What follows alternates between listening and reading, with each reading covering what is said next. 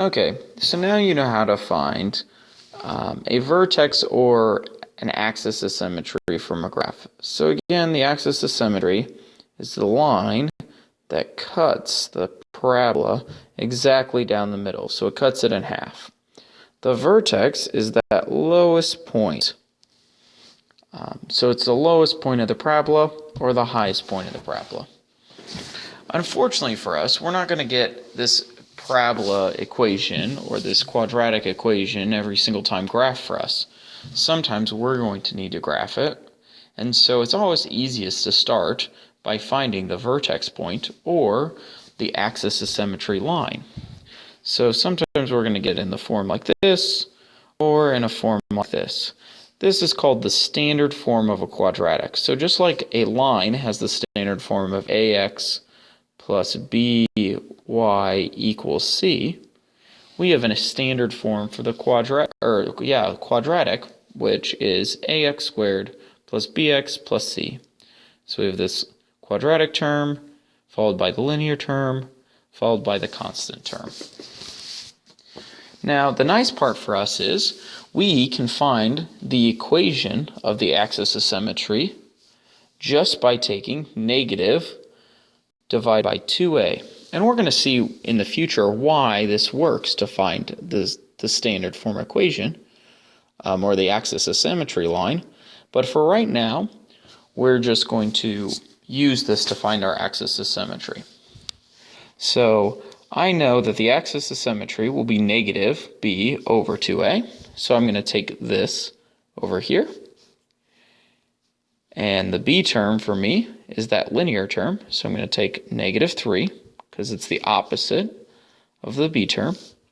And I'm going to divide it by 2 times the a term. And the a term in this case is just 2.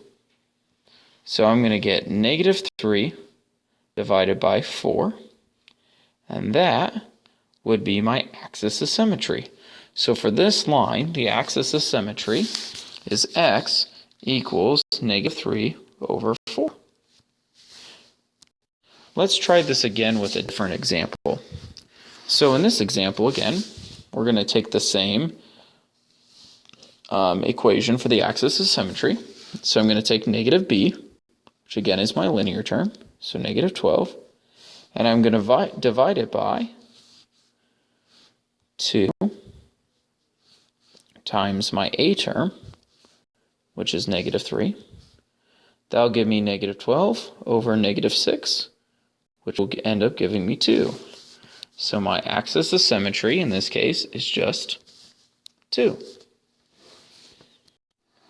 Now that we're able to find our axis of symmetry, we're going to use this to help us find the vertex. Now the nice part about the vertex is it's always right where the axis of symmetry meets the parabola. So the axis of symmetry always passes exactly through the vertex. So the x term for our vertex point will be the same as our axis of symmetry, and so all we then have to do is find the y point. And I'll show you how we're going to do this. So again, we're going to start out by finding the axis of symmetry. So we're going to take negative 2 divided, or we're going to take negative b divided by 2a. And in this case, that would be 12 divided by 2 times negative 3, which will give me negative 12 over negative 6, which will give me 2. So that's my axis of symmetry, or in this case, my x point for my vertex. So that's my x point. Now I have to find my y point. To find my y point, I'm just going to plug in 2 into everywhere I see an x. So I'm going to take my equation and say y equals negative 3 times 2 squared plus 12 times 2 minus 10. And I'm just going to now find what y equals. Well, this is going to give me negative 3 times 4, because 2 squared is 4. So that should give me negative 12. plus, well, 12 times 2 is 24, and then minus 10. And negative 12 plus 10 is negative 22, and negative 22 plus 24 equals 2. So when I add all of this up together, I get 2. So my y term turns out to be 2. So my vertex point is at 2, 2. Let's do one more example to find the vertex here. So again, if we remember in the last example, your vertex is always where your axis of symmetry crosses the parabola. So the x point is the same, and then we just have to find the y point. So we start out by finding this axis of symmetry. So negative b over 2a, which will give me 16 divided by 2. This time my a term, since they didn't give me a value, is just 1, because I have 1x squared. So I'm going to have negative 8 as my x point. And now I just have to find my y point.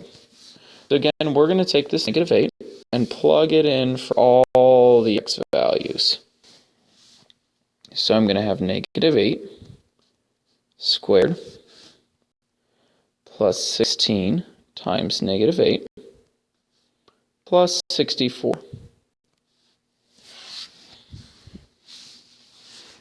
So if we go through and do this, negative 8 squared is a positive 64.